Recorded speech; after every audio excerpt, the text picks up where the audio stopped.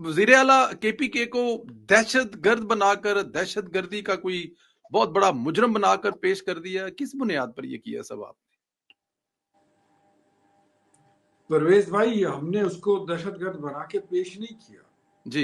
ये फैसला तो अब अदालतों ने करना है, ये फैसला तो लॉ ने करना है, कोर्ट ऑफ जस्टिस ने करना है, तमाम इदारों ने जो जिम्मेदार स्टेक होल्डर्स हैं उन्होंने करना है। मैंने तो सिर्फ जो उनका एक भयानक चेहरा है मैं तहरीक इंसाफ का, मैं वो सामने लेकर आया हूँ।